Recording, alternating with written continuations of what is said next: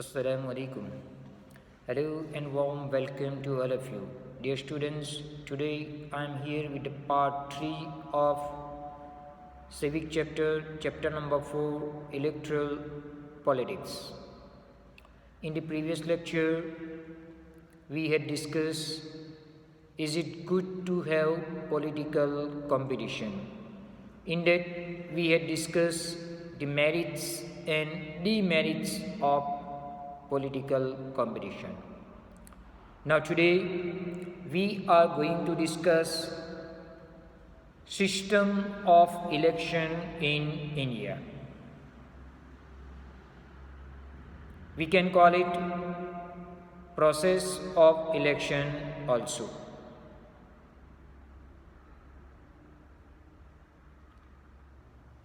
Elections are held in India in Lok Sabha and Vidhan Sabha, means state assembly, regularly after every 5 years.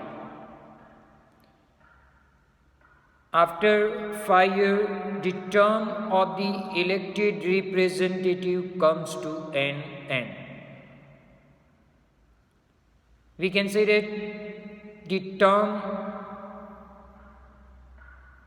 for the candidate of Lok Sabha and Vidhan Sabha is 5 years.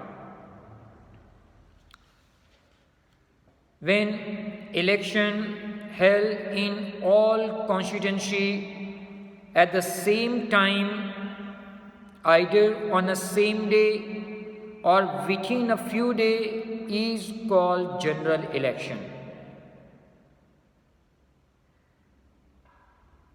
Very important. When election is held in all the constituency of the country at the same time, either on a same day or within few days, is called general election. Sometimes elections are held only for few constituency to fill the vacancy caused by the death or resignation of a member. This is called by-election. There is difference in general election and by-election. In general election, election is held at the same time, either on the same day or within few days in all the constituency. But in by-election, elections are held only for one constituency to fill the vacancy caused by the death of the member or because of the resignation of the member. So this is called by-election. Now I would like to discuss the system of election in India. So number 1 is electoral constituency.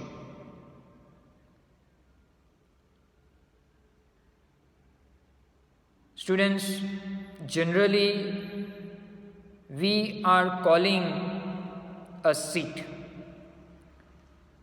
Our country is divided into different areas for the purpose of election. These areas are called electoral constituency. The voters who are living in that area, they elect one representative. So what do we mean by constituency? Our country is divided into different areas for the purpose of election. This is we can call electoral constituency. Generally, we are calling it a seat. The voters who are eligible to vote, they have right to vote, and they select one representative from their constituency, from their area. For Lok Sabha election, India is divided into 543 constituencies. Very important. For Lok Sabha election, India is divided into 543 constituencies. The representative elected from each constituency is called Member of Parliament, short form MP. For Lok Sabha, India is divided into 543 constituencies. The representative elected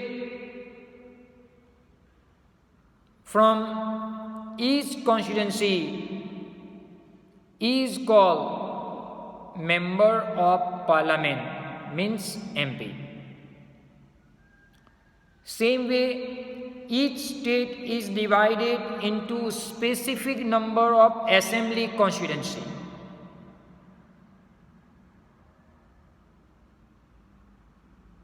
State is divided into different assembly constituency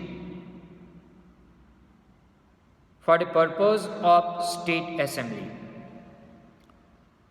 In this case, elected representative is called MLA, Member of Legislative Assembly. MLA, Member of Legislative Assembly.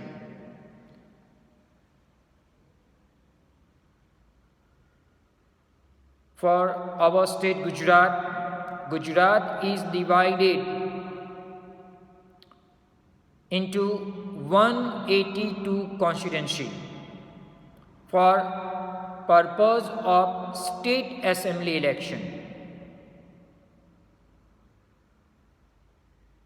At present, MLA of Bharuch is Mr. Dushyant Patel, and MP, Member of Parliament from Bharuch constituency is Mr. Mansukh Bhai Vasala. So, our country is divided into different areas for the purpose of election, and this is called electoral constituency.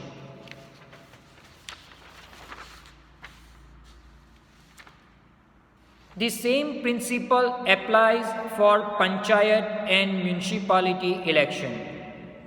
Each village or town is divided into several wards that are like constituency. Several ward means area which is like constituency. Each ward elect one member of the village or for the urban body. Sometimes these constituencies are counted as seat. So, the first point in system of election is electoral constituency. Further, we can say that some constituencies are reserved for people who belong to scheduled caste SC and scheduled tribe ST. So students, we are discussing reserved constituency for those people who are belonging to scheduled caste and scheduled tribe. In Lok Sabha, 84 seats are reserved for scheduled caste and 47 seats are reserved for ST people. Here you have to keep in mind, in SC reserve constituency, only someone who belongs to scheduled caste can stand for election. Those seats which are reserved for SC candidate, from there the candidate who only belong to scheduled caste can stand for election, can contest election. And those constituency which are reserved for scheduled tribe, here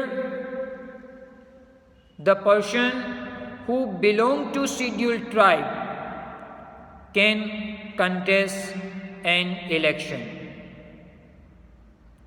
So in reserve constituency for SC, no other candidate who cannot belong to scheduled caste, and the constituency which are reserved for scheduled tribe, here no candidate other than scheduled tribe can contest election. In many states, seats in rural panchayat, means in village panchayat, in urban panchayat, in municipalities and municipal corporation, they are reserving some seats for OBC people and women also. And in village panchayat and local bodies, nowadays 1/3 seats are reserved for women candidate. So the first step, first process of election system in India is electoral constituency. Now second, voter list.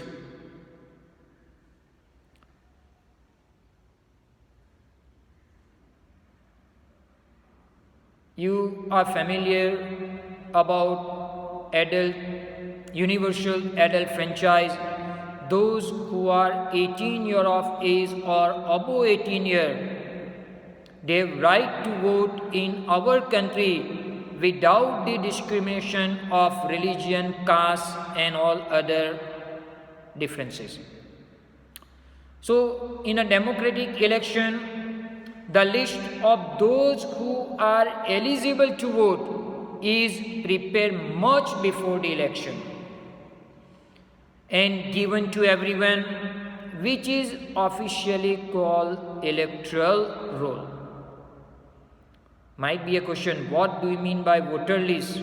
What do you mean by electoral roll? So in democratic election, the list of those who are eligible to vote is prepared much before the election and given to everyone. This is called voter list or electoral roll. In voter list,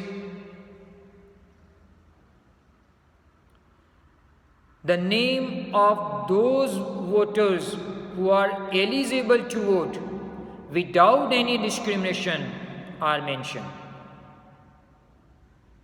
And it is the responsibility of government to get the name of all the eligible voters put on the voter list. Government responsibility to add the name of those voters who are eligible to vote. At the time of election, voters are required to carry election photo identity card.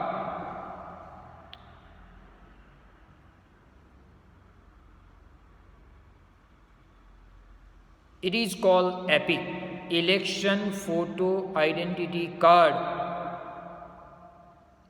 The voters are required to carry election photo identity card when they go out to vote. So, no one can vote for someone else if the voters have the proof. So, no one can give the vote on behalf of the someone, on behalf of the other.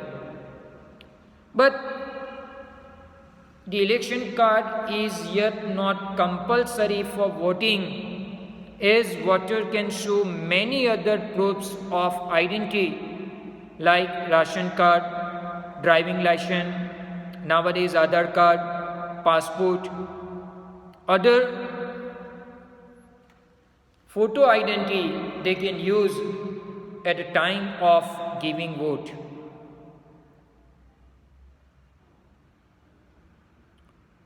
So in system of election, I have completed two process. Number one, electoral constituency, and number one, voter list. The remaining process of the system of election I will discuss in next lecture. Thank you very much. Allah Hafiz.